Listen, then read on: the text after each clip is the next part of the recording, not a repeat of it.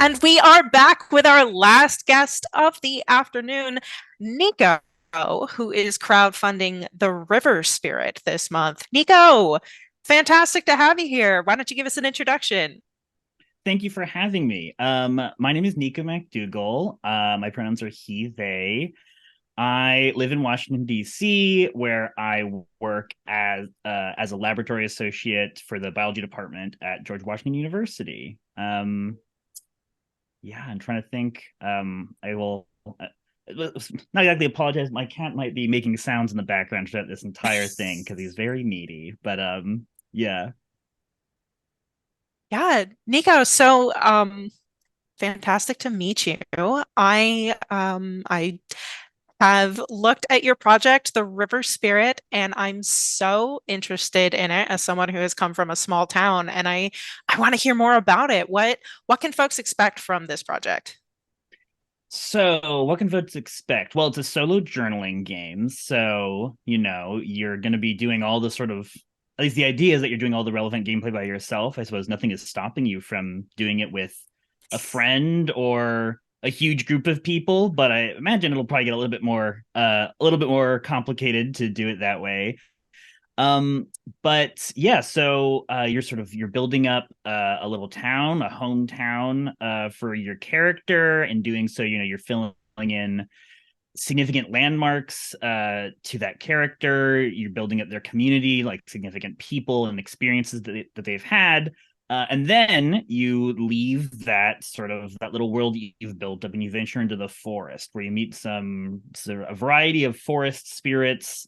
All, some of them seem friendly, some of them seem perhaps a little more, not maybe not sinister, but unsettling. And you sort of have to tell them stories as part of getting through the forest. And at the very end, you get to take all of that hard work that you've done, and you get to start ripping it up and taking it out of your journal and and destroying it and sacrificing it to the river spirit, and then at the end you'll have to see what's left. Oh, that's that's really interesting. And so sacrificing your memories, is that something like the river spirit feeds on these memories and you're appeasing it?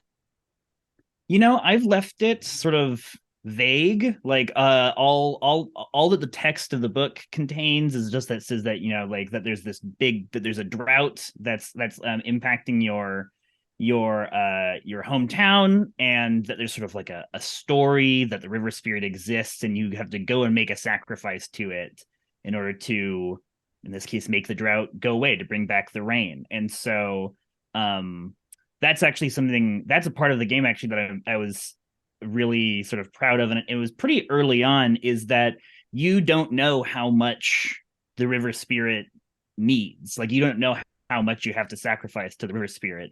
So you literally just, like, you start, you're pulling cards, because it's sort of an engine for this is just a deck of playing cards. And you're pulling cards, and you sort of are taking parts of your memory out that correspond to that prompt, and that like match the suit of the card that you've pulled. And at some point you have to just kind of decide, like, there's sort of two separate parts. You have to decide, like, am I not willing to sacrifice anything else? Like, am I, like, is my character done with sacrificing? And then separately from that is, have you sacrificed enough to actually, Mm. whether it's appeasing it, whether it's like giving it enough power to actually, like, bring the rain back. It's unclear. It's really cool. Oh man, that tension of like wanting to save your town, but not wanting to give up more than you have to, but not knowing how Mm-hmm. much is that's really cool. What an awesome story tension. Um, Nico, I want to take a look at your campaign real quick so we can kind of see what's going on there. And you know, I would love to talk about your rewards because there's something there that was Mm-hmm. so interesting that I immediately said, well, I need to have that. So I Uh-huh. would love, and I know you know what I'm talking about. So Yes, yeah. tell me a little bit, how can folks support this campaign? What do we have? So to support the campaign, the lowest tier, the minimum sort of donation is, gets your name in the back of the book. I have a little page set aside for Crowdfundr backers. And then there are three tiers of rewards. The first tier is just a PDF. So you get the full layout, full color stuff, because the actually just the text is available currently on my itch page. Pay what you want. It's just basically like it's just the rules text of the game with some minimal formatting stuff. um and yeah, so the suggested price for that is $5 for the PDF alone. $10 gets you the PDF and a print copy of it, which will be a sort of a 5.5 by 8.5 booklet. So just a standard US letter paper folded in half, um and staple bound. And then oh my goodness, the $15 tier, which is obviously what you're talking about, is you still get a PDF, you still get a print copy, but the print copy will be dunked in the Anacostia River, which is a little river in DC, the lesser known. It feeds into the Potomac, but it's a separate one. And yeah, so I'll dunk the copy in it, and then sort of leave it out to dry. I'm probably gonna actually have to buy a little like sort of wire clothes drying rack to let that happen. And then once it's all dry, I'll ship it off. um it will be a, in many ways, demonstrably worse product for for having been dunked in the river, but Uh-huh.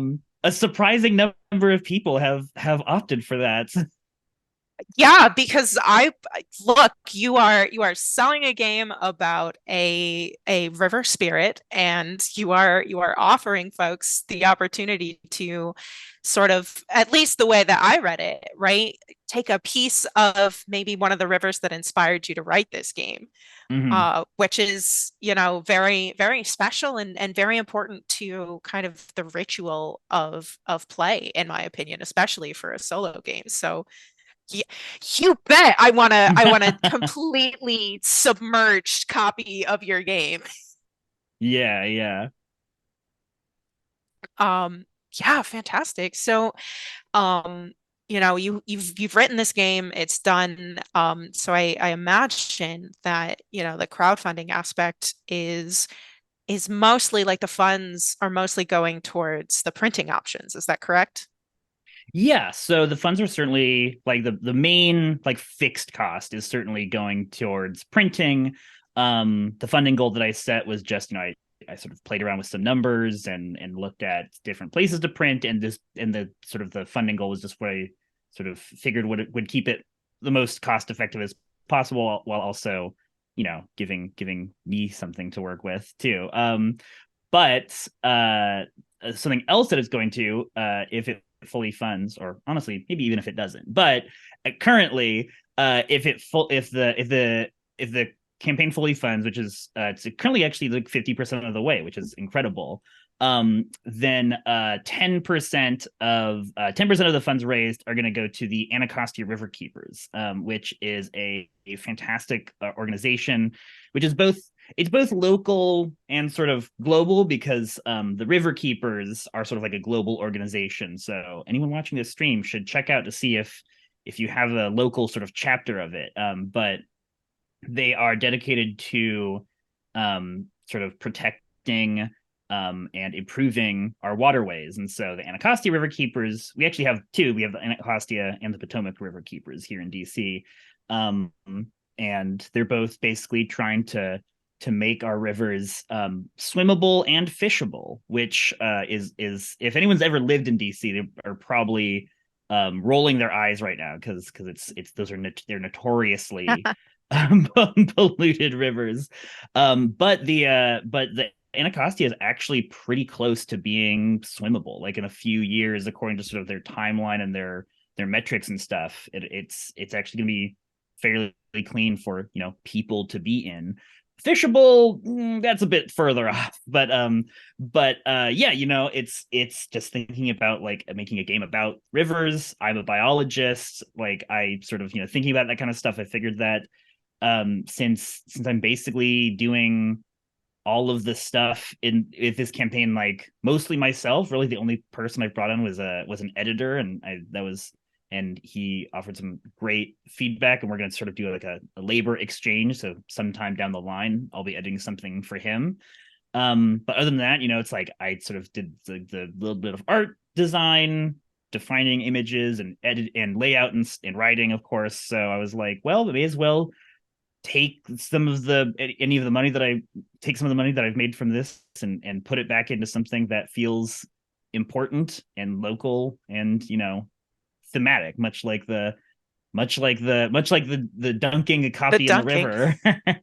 Yeah, that is really cool. That's awesome.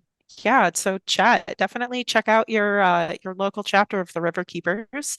And absolutely support the River Spirit so that we can support Nico's local River Keepers. Nico, do you have a favorite moment from designing or play testing this game that you'd like to share? Let's see. I think that I mean, well, just on the whole, like designing this has been a really incredible experience. It's taken a while to do, even for such a sort of small game, but it's been a very sort of iterative process. Like sort of writing and changing and getting feedback from people. I have a great like I'm part of like this great little sort of writers group that meets sporadically sometimes, but they've offered like they've looked at this game in a variety of different stages, and they've had great feedback. But probably my favorite thing from designing it, which happened actually fairly recently, is I was doing some writing, and I was sort of looking at the different sections of the game, and I was thinking about it. And this was also like I was like sort of writing and doing a little bit of play testing, and an early part of it sort of like designing, like sort of setting the worlds, like setting the like uh the stage of like the world that this game takes place in. I was like, oh, I changed it a few times, and I was sort of playing it, and then and afterwards I was like, why didn't that feel so good? And I went back and looked at a previous version in Google Docs, and I was like, "Oh, that was actually the right version. That I'll just bring that back. Like that was actually good. Why did I change it in the first place?" And so it was really cool to sort of um to have that sort of like I don't know little aha moment almost. Um, and it was really, but I also think that I don't know if I would have felt as sure of it if I hadn't changed it in the first place. Like I had it written and then I went a different direction and then I went back to it. And I don't know that if I had just stuck with it the whole time, I would feel as good about it as I do now. But now I'm like, oh no, like I tried something else and it didn't work or didn't work as Hmm. well. And so like now I'm back to it, and it's like I think maybe some people would feel like, oh, like I wasted all this time when I had it right the first time. And on some level I almost feel like no, I actually didn't have it right the first time, even though it's basically the same text. So I don't know, that was a very cool, it was a very funny moment. Yeah. Yeah. Yeah, that is really interesting. And I think I'm inclined to agree with you. When I design games, I feel like I go back and forth between mechanics I want and tweak and change. And then ultimately it does end up being closer or identical to the thing I first wrote. So, Mm-hmm. but you don't know, right? Like that experience of capturing play and fun and the meaning of what you want the player to do. I really like that you said that even though the text is identical, it doesn't feel like it's the same thing because I mean honestly the context might have changed. You were a different person, you're a different Mm-hmm. designer. So Yeah. that's so interesting. Well, then of course also a lot of the sort of stuff around that section changed as well. So I also feel Yeah. like it's probably like part of the reason it feels right now is because it just like it just fits in better to like where everything else is, right? And so Hmm. but maybe to get to that, but maybe I had to change it to get it to the rest of the place. Oh, here he is, my little screaming son. Oh, what a beautiful little gremlin baby. Yeah. I need to know what is his name? His name is Snow. I actually just recently adopted him. I just a few weeks ago. So he's still sort of um well, We love mainly him. he's still getting to know the other cats in the house. That's a whole process. Oh, what a precious, precious Yeah. boy.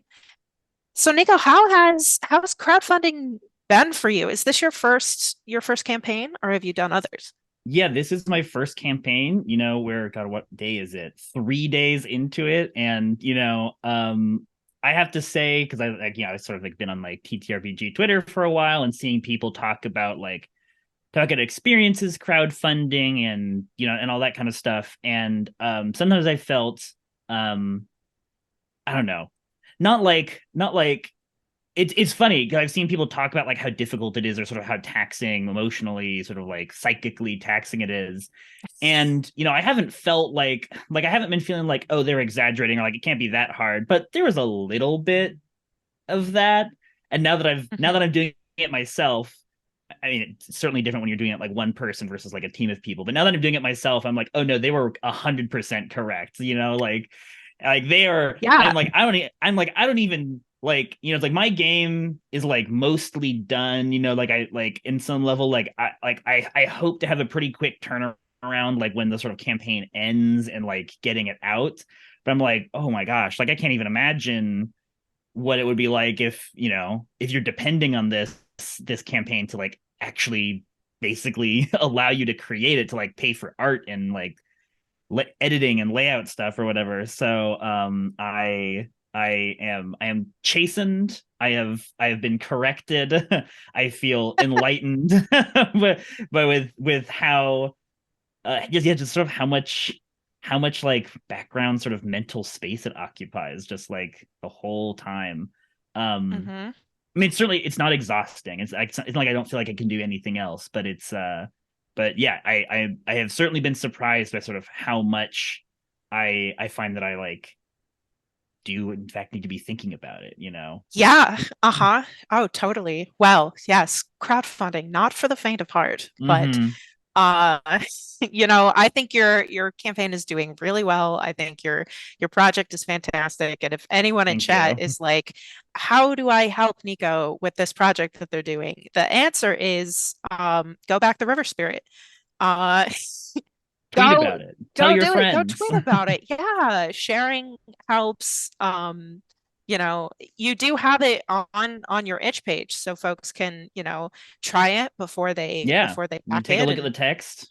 yeah, post your playthrough if you want. That, Yeah, absolutely. especially with solo games, is very helpful for creators. I plan on doing that myself soon at some point, maybe next week. I don't know exactly when. I think this weekend I'm going to sit down and sort of plan out just some vague stuff to do because I sort of have the crowdfunding just going for the whole month of February. So I'm planning out some stuff to do for like the rest of the month, and I think that posting a playthrough is certainly in the Yeah. cards, so to speak, for that.